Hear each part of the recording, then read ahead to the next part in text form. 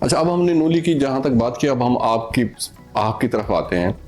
دیکھیں ہم اپنے دوستوں کو بتاتے چلیں کہ چودھری عابد رضا صاحب نے 2013 میں جب الیکشن لڑا تھا تو کچھ 94,000 کے قریب ووٹ لیے تھے، اور جو ان کے مد مقابل تھے پاکستان تحریک انصاف کے جو اس وقت امیدوار تھے، اور پاکستان تحریک انصاف کا آیا یعنی کہ ایک طرح سے ہو رہا ہے. 2011 کا وہ کامیاب جلسہ کر چکے تھے، اور 2013 میں خاصا پروپیگنڈا تھا اس وقت بھی تھا.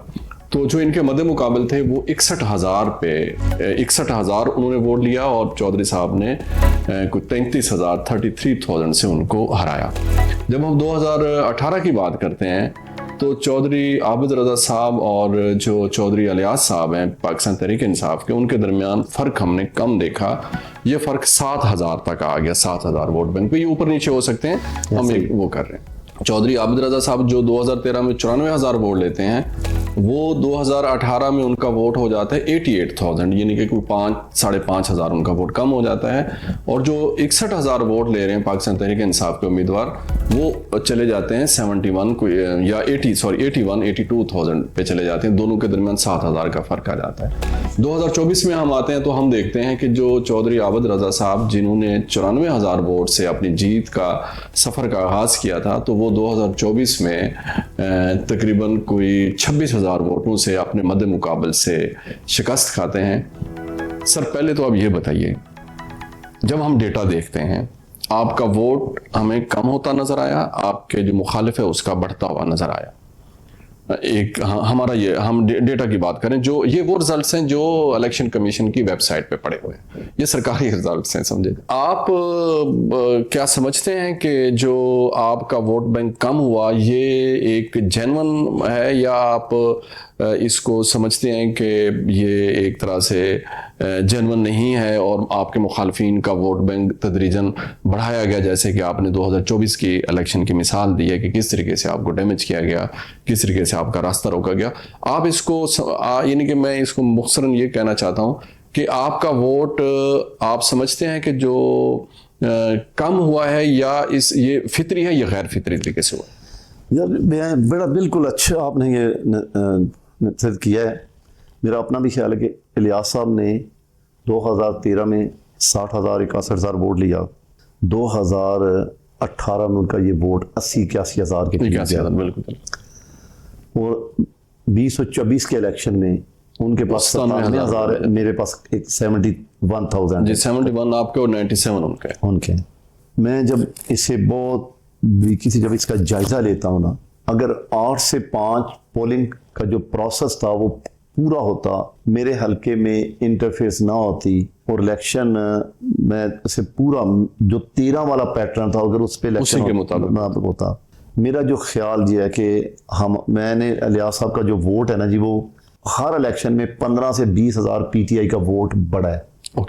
وہ اس سے کہ جو نیا ووٹر انٹر ہوا ہے نا جو 18 سال کا، اس کی یہ اولین جو چوائس ہے وہ پی ٹی آئی ہے، عمران خان. بالکل وہ شخصیت کا ووٹ نہیں تھا، وہ عمران کا ووٹ تھا.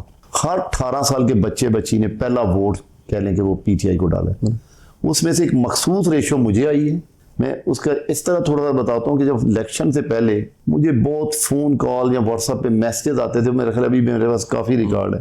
وہ بچے مجھے فون کرتے یا بچے یونیورسٹی کے کہ انکل ہم ووٹ آپ کو دینا چاہتے ہیں، لیکن ہم نواز شریف صاحب کو ووٹ نہیں دینا چاہتے، تو آپ آزاد الیکشن لڑ سکتے ہیں، اگر آپ آزاد الیکشن لڑیں تو پھر ہم آپ کو ووٹ. لیکن جب ہم ان روڈوں سے سفر کر کے جاتے ہیں یونیورسٹی تو میرا دل نہیں کرتا کہ ہم آپ کے علاوہ کسی اور کو ووٹ دیں، لیکن ہم نے ووٹ نواز شریف صاحب کو نہیں دینا. تو یہ ایک جینون بالکل فیکٹر ہے جسے انڈرسٹینڈ کرنا چاہیے. بالکل اگر 8 سے 5 پولنگ ہوتی، جو ایک سنجیدہ ووٹر تھا، جو ایک منجا ہوا ووٹر کہہ لیں، جو اونچ نیچ کو جمع تفریق کر سکتا ہے، اگر اس ریشو سے ووٹ مجھے پڑتا تو پھر میرا یہ خیال ہے کہ ہمارا الیکشن اگر میرا جو الیاس صاحب کا ٹائی بھی ہوتا نا تو وہ 2-4 ہزار کے اندر رہتا، یا میں جیتتا یا وہ ہارتے. اسی طرح 18 والا جو الیکشن ہے نا جی، اسے بھی میں الیکشن نہیں سمجھتا، کیونکہ اب اس میں بھی میں یہ نہیں کہہ سکتا کہ وہ 81,000 ووٹ جینون تھا، کیونکہ 18 میں اور 24 میں مجھے نہیں پتا کہ دوسرے ڈسٹرکٹوں میں کتنی طاقت استعمال ہوئی ہے. میرے دونوں الیکشنوں میں تو طاقت کا اخیر استعمال ہوا ہے. بالکل بڑے واضح 24 میں صرف ایک اتنا فرق تھا 24 والے الیکشن میں کہ ظاہری طور پہ میرے خلاف پولیس ایکشن نہیں ہو رہے تھے, میں کمپین کر پا رہا تھا. اس سے پہلے 18 میں تو میں کمپین بھی نہیں کر پا رہا تھا, 8 میں میں کمپین ہی نہیں کر پا رہا تھا, 13 میں تو پھر میں نے کمپین کی, 18 میں انبلیویبل کہ میرے ساتھ کس طرح جہریت کی گئی, گاڑیاں توڑی گئی, گاڑیاں جب میں جلسہ کرتا تو گراؤ ڈال کے گاڑیاں پکڑی جاتی, تو میں وہاں سے اپنی گاڑیاں چھوڑ کے موٹر سائیکلوں پہ نکلتا تھا. تو 24 میں میرے لیے یہ سہولت تھی, لیکن کیونکہ یہاں سیشن جج آر او نہیں تھا, اس دفعہ یہ فرق تھا کہ آر او اے سی تھے, اے سی جو تھے وہ ڈائریکٹلی محسن نقوی صاحب کے نیچے تھے, ٹھیک ہے, اور وہ آپ کو پتا کہ ساری چیزیں ایک پیج پہ آ گئی تھی. بالکل اگر شاید سیشن جج آر او ہوتے یا اس وقت بھی سیشن جج 18 میں نے آ رہا ہوتے تو میں شاید اس وقت بھی ہرا دیا جاتا. یعنی کہ اگر اس وقت ایڈمنسٹریشن سے ہوتے تو آپ کو تھا کہ آپ کو ہرا دیا عدلیہ کی وجہ سے, جوڈیشری کی وجہ سے. اس دفعہ بھی میں نے کہا نا کہ اس ریشو سے لیاز صاحب کا ووٹ اسی ریشو سے آگے گیا ہے جو 13 سے 18 میں گیا ہے. اسی طرح 18 سے 24 میں وہ 15-16 ہزار ووٹ بڑھا ہے, اس ریشو سے کم ہوا ہے. 13 سے 18 میں جو بڑھا ہے, اس دفعہ 18 سے 24 میں 16 ہزار بڑھا ہے. ٹھیک ہے, تو لیکن نیچے میرا ووٹ میں نے کہا کاسٹنگ نہیں ہو سکا تو میں 71,000 پہ آیا. بالکل ٹھیک ہے. دیکھیں اگر اعجاز صاحب الیکشن کا ڈیٹا اس لیے میرے لیے بڑا میں اب اس میں یہ نہیں کہہ سکتا کیونکہ میں اس میں الیکشن جیتا بھی ہوں, میں آ رہا ہوں تو میں کہوں جی کہ نہیں یہ ہے, یہ جب تک پاکستان میں بالکل فیئر اینڈ فری الیکشن نہ ہو, تمام پارٹیوں کے ذریعے گراؤنڈ ایک نہ ہو, تو آپ الیکشن کا پوری طرح رائٹ جائزہ نہیں لے سکتے کہ ووٹ بالکل ایسے نہ جائزہ لے سکتے نہ مزہ لے سکتے, نہ مزہ لے سکتے ہیں ہار جیت کا مزہ, اور نہ ہی آپ کو اپنی ورکنگ پہ یقین ہو سکتا ہے. آپ لیکن جب آپ 5 سال ورکنگ کرتے ہیں, آپ کا رزلٹ آپ ہارتے ہیں تو آپ جائزہ لیتے ہیں کن وجوہات سے آپ ہارے ہیں. اوکے, ہم یہاں ایک اور بات کرتے ہیں جی. ہم اپنے دوستوں کو بتاتے چلیں کہ گجرات کو جب ہم دیکھتے ہیں تو گجرات میں کی جو سیاست ہے وہ خاندانوں کی سیاست پر کے مرہون منت رہی ہے. جیسے نواب زادہ خاندان ہے, چودھری برادران تھے, مرالا خاندان ہے, سادات کولیوال ہیں, خیرہ فیملی ہے, پھر عابد صاحب کوٹلا فیملی, تو یہ خاندان تھے. لیکن ایسا بھی نہیں ہے کہ یہاں خاندان ہی سیاست کرتے رہے, خاندان کی سیاست کو یہاں چیلنج بھی کیا گیا ہے, انڈیویجولز بھی لوگ سامنے آئے ہیں, چودھری احمد مختار اور اس طرح کے اور دیگر مثالیں بھی ہمارے پاس موجود ہیں. اچھا, اگر ہم اس کی ڈیموگرافی کو دیکھیں گجرات کی, تو یہاں پر بڑا عجیب و غریب قسم کا ووٹر ہے. یہاں جو برادری کے نام پہ بھی ووٹ ہے, چونکہ بڑی برادریز ہیں جیسے گجر ہیں, جیسے جاٹ ہیں, کشمیری ہیں, جیسے مغل ہیں, اس طرح کی دیگر برادریاں بھی شامل ہیں. تو جو شہر ہیں ہم گجرات, پھر ہم چودھری صاحب کے حلقے کی طرف آئیں گے. اوورسیز کا ایک بڑا ووٹ بینک ہے مختلف سا, اور پھر یہاں پہ چونکہ بزنس کمیونٹی بھی ہے. پھر اگر چناب اور جہلم کے آپ اس کی طرف دیکھیں تو ایک طرح سے ٹریڈیشنل ووٹر بھی آپ کو نظر آتا ہے, زراعت سے وابستہ بھی لوگ ہیں. لیکن مجموعی طور پر اگر ہم یہاں دیکھیں تو middle class, upper middle class یہاں موجود ہے, باہر لوگ ہیں ان کے. اس ساری صورتحال میں جب ہم چودھری عابد رضا صاحب کے حلقے کا جائزہ لیتے ہیں تو ہم یہ ڈیٹا کی بنیاد پہ بات کر رہے ہیں. ہم ایک جو وہاں کے حلقے کے جو لوگ ہیں جو سیاست پر نظر رکھتے ہیں, ہم ان کی آراء کو سامنے رکھتے ہوئے یہ بات کر رہے ہیں. ہم چودھری الیاس صاحب یا کسی بھی شخصیت کے خلاف کوئی ہم وہ بات نہیں کر رہے. اگر ان کو کوئی بات بری لگے تو میں ان سے معذرت چاہوں گا. ہم اگر ڈیٹا دیکھیں تو ہم یہ سمجھتے ہیں کہ 2002 کے بعد جو شخصیات یہاں بڑے طریقے سے ابھر کر سامنے آئی ہیں, جیسے ان میں مثلا چودھری جعفر اقبال صاحب, چودھری عابد رضا صاحب, چودھری الیاس صاحب, یہ ایک بڑے اہم لوگ ہیں جو سامنے کی طرف آئے ہیں. اگر ہم انالیسس کرتے ہیں ان دو لوگوں کا جو اس وقت موجودہ حلقہ N62 ہے, تو اس میں ہمیں مسلم لیگ نواز کا جہاں پر ووٹ کم ہوتا نظر آتا ہے, تو اس کم ہوتے ہوئے جو ووٹ ہے وہ چودھری عابد رضا صاحب کے لیے ایک چیلنج بن رہا ہے.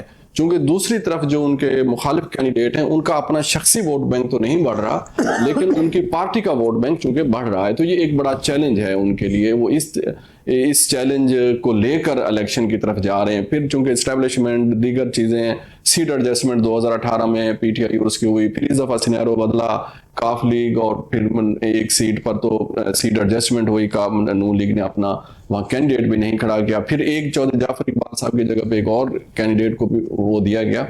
तो इस सारी सूरत में जब हम देखते हैं तो हमें चौधरी आबद रजा साहब का वोट बैंक बड़ा शख्सी तौर पर बढ़ता हुआ नजर आता है, या उन्होंने अपने शदीद किस्म के प्रोपेगेंडे की सूरत में भी जो इमरान खान साहब की शक्ल में एक फैक्टर था उसको रोकने के लिए अपने शख्सी हवाले से एक अपने वोट बैंक को मौजूद रखा।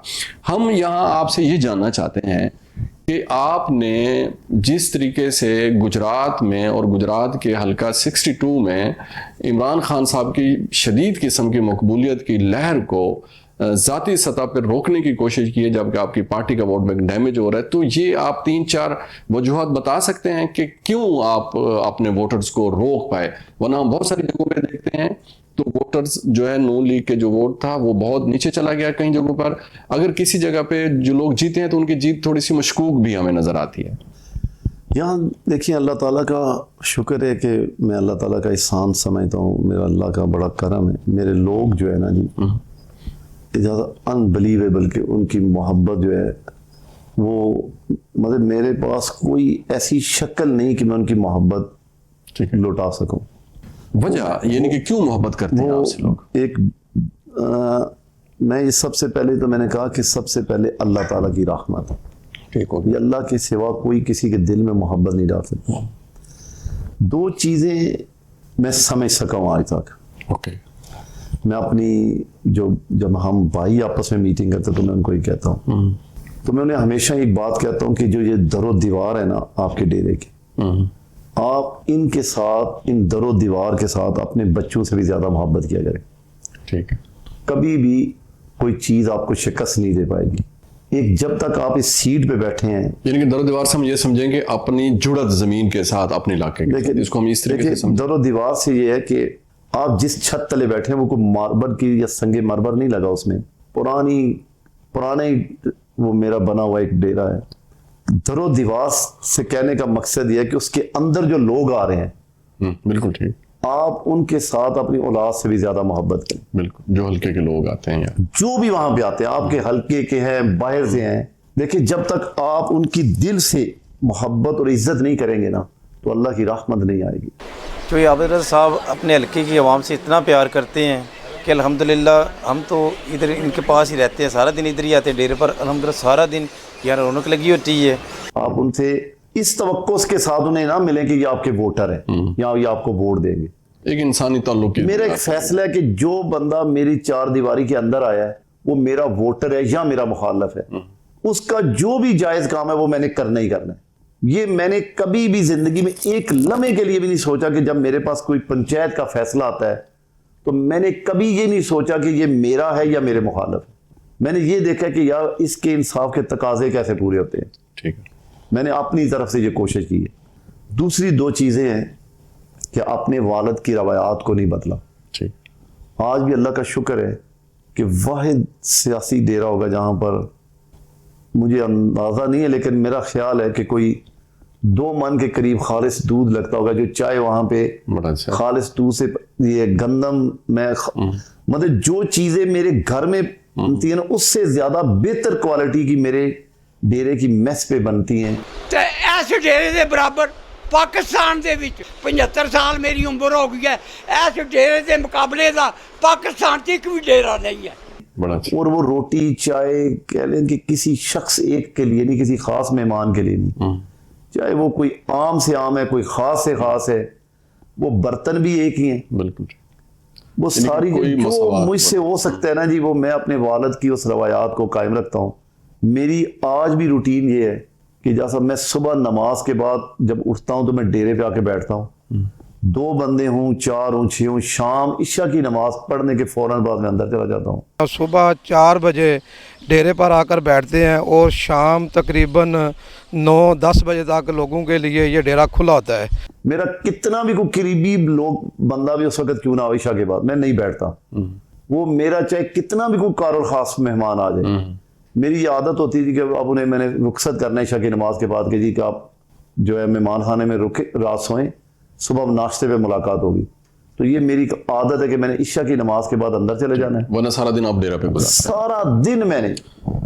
اب ہم آپ کی سیاست کو یا سیاسی کمپین کو ہم یوں سمجھ رہے ہیں کہ آپ اپنے حلقے کے لوگوں کے ساتھ مستقل رابطے میں رہتے ہیں, ان کے ساتھ آپ کا جو تعلق ہے وہ بہت ہی محبت پر اور انسان دوستی کے اوپر مبنی ہے. ایک تو آپ کی کمپین کا یا آپ کی سیاست کا ہمارے اس پاس میں یہ ایک چیز ایڈ کر دوں میں جی. اس میں شاید میرا خیال ہے کہ اللہ کی رحمت اس وجہ سے بھی ہے, آج تک میں نے کوئی S H O D S P یہ نہیں کہہ سکتا, کوئی پٹواری یہ نہیں کہہ سکتا کہ اسے میں نے کہا ہے کہ یہ غلط ہے, جو بھی یہ میرا بن آ رہا پہ کرتے ہیں اس کی ہر صورت آپ نے اس کی سپورٹ کرنی.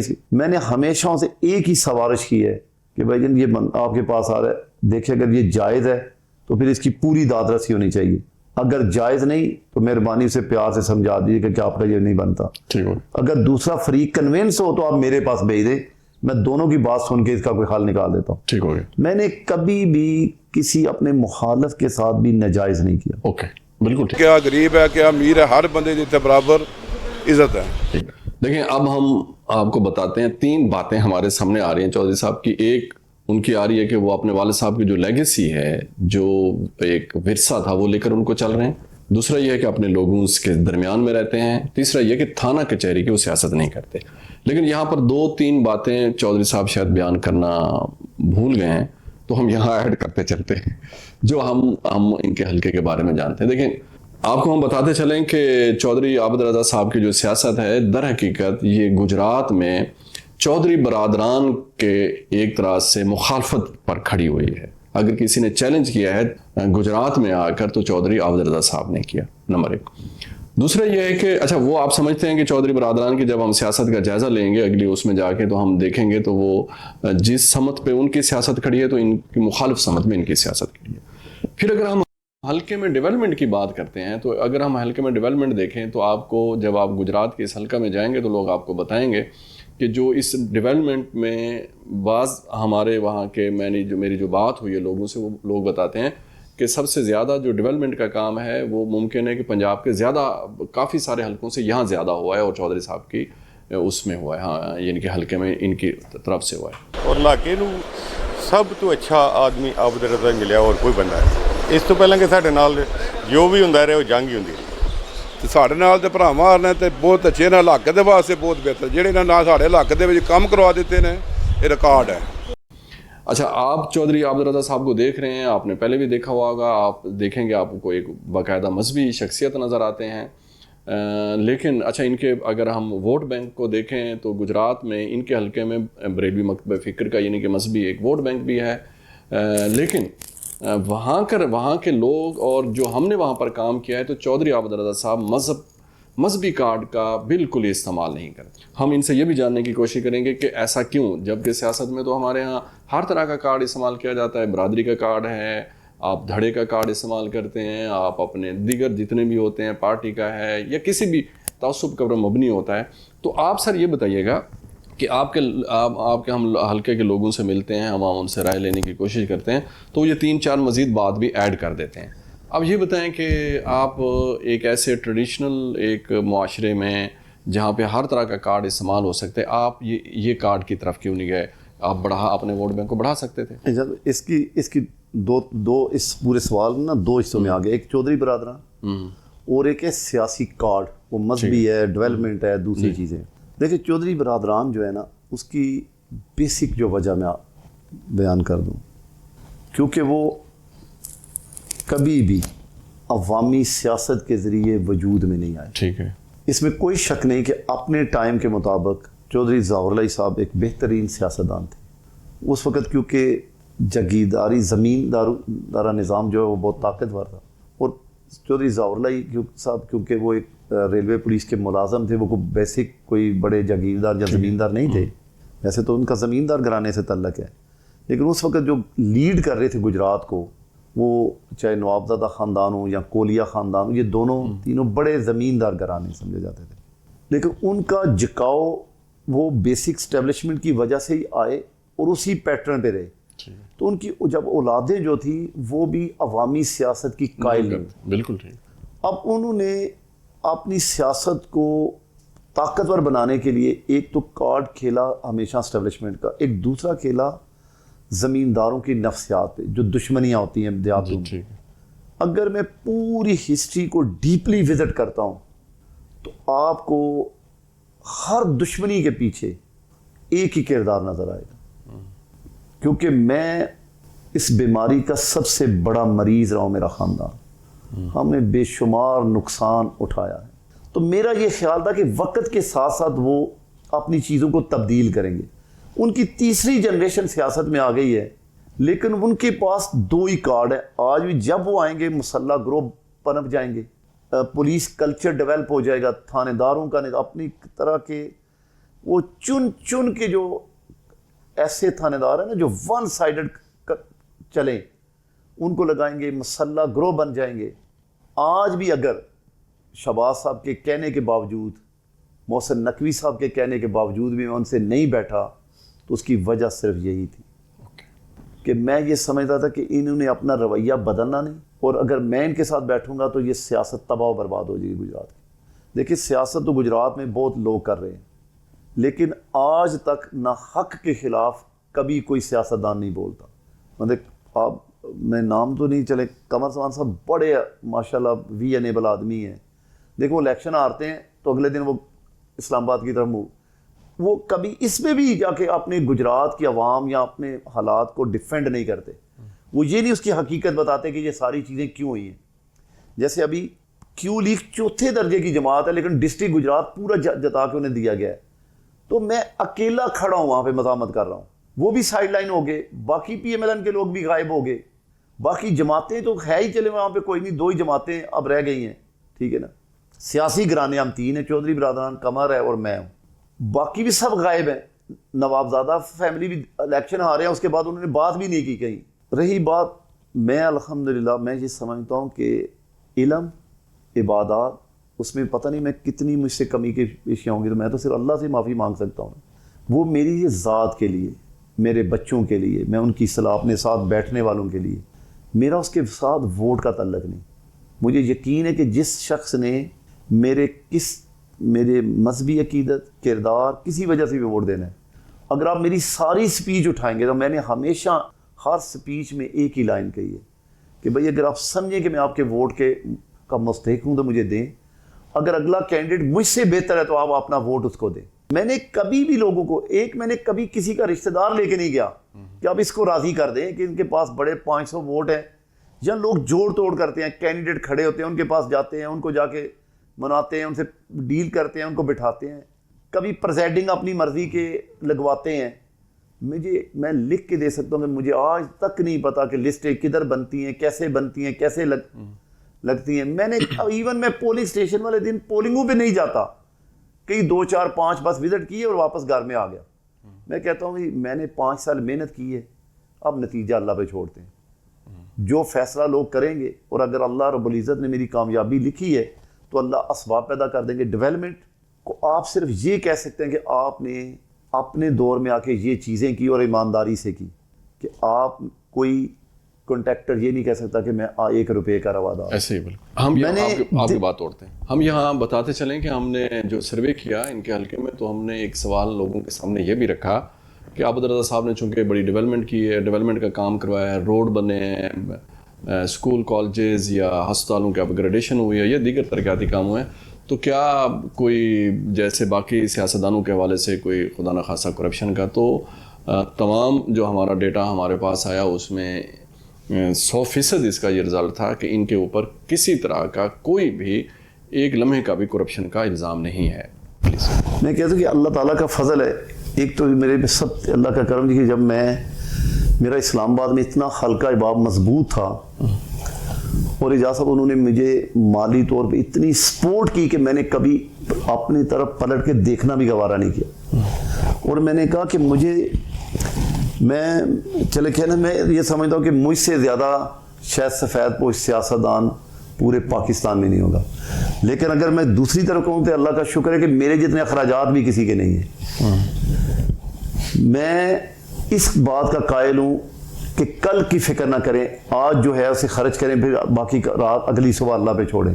اللہ کا شکر ہے نہ مجھے کبھی کمی ہوئی ہے. میں نے کہا نا کہ اب میں کیونکہ نام تو نہیں لیا اپنے کولیگز کا, میرے اتنا بڑا اسلام آباد میں حلقہ باب ہے کہ اللہ کا شکر ہے کہ مجھے کبھی اس چیز کی کمی, میں نے الیکشن لڑا ہے تو آپ بلیو نہیں کر سکتے کہ میری ضرورت سے زیادہ پیسے تھے میرے پاس, مطلب اتنے لوگوں نے. لیکن جب نوٹیفیکیشن کے لیے پیسے مجھ سے مانگیں گے تو میں نے 1 روپیہ بھی دینا گوارا نہیں کیا. ٹھیک ہے نا. میں نے الیکشن کمپین پہ تو لگائے, میں سوچتا تھا کہ میرا ضمیر مر جائے گا اگر میں بھی پیسے بھر کے اپنا نوٹیفیکیشن لوں. ٹھیک ہے, اگر میں ہارا ہوں مجھے قبول کرنا چاہیے. کہ مجھے تو نہیں پتا, نہیں بڑا اچھا ہے. مجھے تو ایک ایسے کہ کرنل صاحب نے فون کر کے بتایا کہ آپ 25,000 سے ہار گئے ہیں. مجھے نہ کسی RO نے بتایا, نہ میرا ڈیٹا جو اس کے مطابق میں ہار رہا تھا, میں تو جیت رہا تھا. مجھے تو ایک کرنل صاحب نے کہا جی آپ کیوں چھوڑ ڈال رہے ہیں, آپ ذرا خاموشی اختیار کریں, آپ بار بار شہباز صاحب کو کالیں کر رہے ہیں تو آپ 25,000 سے ہار گئے ہیں. میں نے کہا جی شور ہے, اگر ہار گئے تو بس ٹھیک ہے. بالکل. میں آپ کو بتانا چاہ رہا ہوں کہ مجھے RO نے نہیں بتایا, مجھے کسی اتھارٹی نے نہیں بتایا, کسی DCAC نے نہیں بتایا, بتانے والوں نے بتایا کہ آپ 25,000 سے آ رہے ہیں. ٹھیک ہو. تو میں نے بس اب یہ دیکھیے, ہم آخر میں آتے ہیں چونکہ ہم اس کے اور کئی سیشن کریں گے انٹرویوز کے, یہ ایک حصہ ہے. اب آپ کے سامنے چیلنج ہے, مثلا ایک تو PTI کا پروپیگنڈا بھی ہے اور ایک اوورسیز کے حوالے سے بھی ہے کہ جہاں وہ ایک نفرت سی ہے وہ بھی ہے, اور اس طرح کے چیلنجز بھی ہیں. ووٹنگ پیٹرن سے سوشلی جو ایک تبدیلی ہے وہ بھی آپ کے سامنے ہے. اب آپ کیا اگلے الیکشن کی جو ایک طرح سے حکمت عملی ہے, اب آپ کی کیا ہم اس کو سمجھ سکتے ہیں کہ وہ اب آپ کی جو 24 کی یا 18 کی تھی اس سے آپ اس کو تھوڑا سا تبدیل کر کے بنائیں گے, یا اس کے بارے میں آپ کی کیا ورکنگ ہوگی؟ اس وجہ سے میری اپنی شورا سے اس کے مذاکرات ہمارے مکمل ہو چکے ہیں کہ ہم نے اگلا الیکشن کس پیٹرن پہ لڑنا ہے. لیکن یہ کیونکہ وہ چیزیں آپ آنے والے 2-3 ویک کے بعد دیکھیں گے, ہم ویدر کا انتظار کر رہے ہیں. ٹھیک ہے. کیونکہ میرا یہ بلیو ہے کہ یہ الیکشن, یہ نظام 1 سال سے زیادہ نہیں چل سکتا. جو مرضی ہو جائیں گے. میرا خیال ہے کہ یہ کسی صورت ممکن نہیں. اب اس کی کیونکہ بہت بڑی وجوہات ہیں تو میں تفصیل نہیں کہہ سکتا, لیکن میرا یہ یقین ہے کہ چھوٹی موٹی ہیرا پھیری چل سکتی ہے, اتنا بڑا ہیر پھیر نہیں چل سکتا. یہ الیکشن وہ جتنا مرضی کیونکہ طاقتور حلقوں کا میرا تجزیہ ہے نا پوری زندگی کا. ایوب نے بڑا لمبا ڈیزائن کیا تھا, یحییٰ خان نے کیا, جنرل ضیاء الحق صاحب نے کیا, مشرف صاحب نے کیا, باجوہ صاحب نے کیا, اب والوں نے کیا. یہ کوئی بھی ان کا کبھی بھی ایجنڈا جو یہ بناتے ہیں وہ کبھی بھی قبضہ کر لیتے ہیں اس نظام پہ, لیکن یہ نظام چلتا نہیں ہے, کنٹینیو نہیں کر سکتا. بالکل. ٹھیک ہے نا. میں ویسے اس حق میں ہوں بھئی, چھپ کے نہ کریں یا کھل کے آ کے معاشرہ لگائیں. خدا کے بندو 20 سال لگائیں, کم از کم اس کی معیشت کو کھڑا کر دیں, اس کی ایجوکیشن کو, اس کے انفراسٹرکچر کو بلڈ کر دیں. ہم عوامی ووٹ کی طرف جاتے ہی نہیں ہیں. آئیں پھر اس ملک کو کھڑا کر دیں, یا خدا کے لیے اس ملک کو اس کے رحم و کرم پہ چھوڑ دیں. لوگوں سے بڑا کوئی جج نہیں ہو سکتا. بالکل. سیاسی نظام اتنا بڑا جج ہے. اگر یہ دیکھیں 17 میں نواز شریف صاحب کے خلاف آپریشن نہ کرتے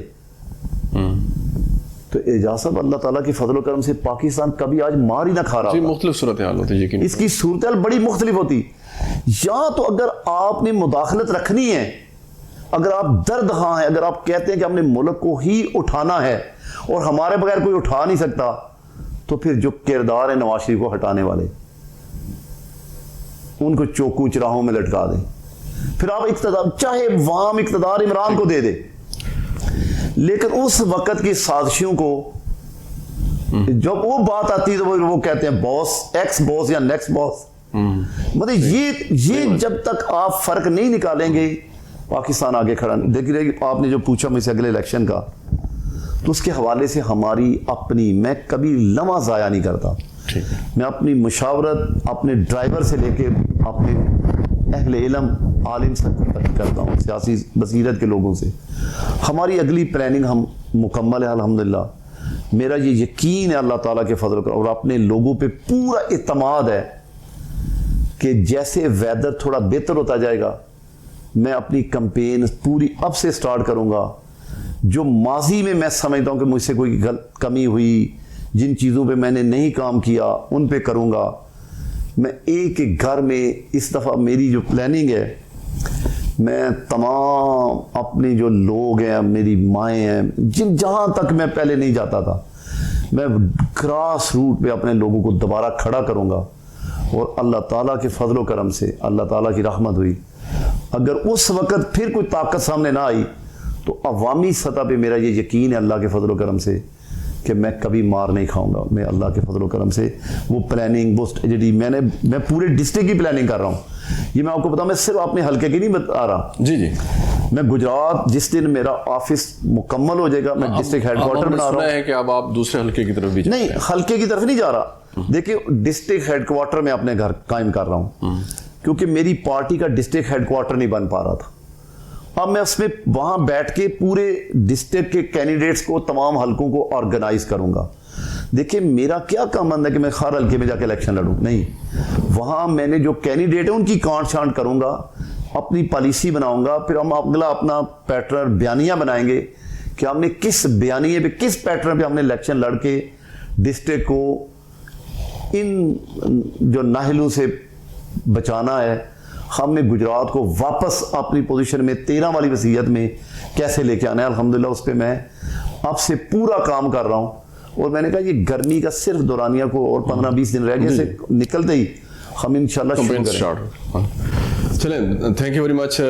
आप लोगों ने इतने तवील आपका टाइम हमने लिया आप साथ, लेकिन ये सिलसिला यहीं रुका नहीं है। हम इस इंटरव्यूज़ की मज़ीद जो कुछ अक़सात हैं वो आबिद साहब अब जा रहे हैं बाहर कहीं, तो ये वापस आते हैं, हम इनके हल्के में इनके साथ कोई एक आध दिन गुजारेंगे। तो वहाँ पर जो जिस सरदूध के आपने जिक्र किया उसकी कई दफ़ा चाय भी पिएंगे इंशाअल्लाह, और हम इनके हल्के के लोगों की आरा और इनकी मज़ीद जो सियासत है, जो अवामी सतह पे किस तरीके से लड़ते हैं, और हमने इनका क्यों इंतखाब किया कि पाकिस्तान के लोगों के सामने ऐसे शख्सियात का इंटरव्यूज़ या प्रोफाइल रखी जाए कि जो इलेक्शन की साइंस को भी समझते हैं और इलेक्शन लड़ने के जो तरीक़ाकार हैं उन पर पूरा ईमान रखते हैं और वोट पर ईमान रखते हैं कि जो वोट डाला जाए वही उसके सामने बाद में निकले। तो बहुत शुक्रिया आबिद रज़ा साहब, चौधरी आबिद रज़ा साहब, आपका आपने वक्त दिया, तो थैंक यू वेरी मच।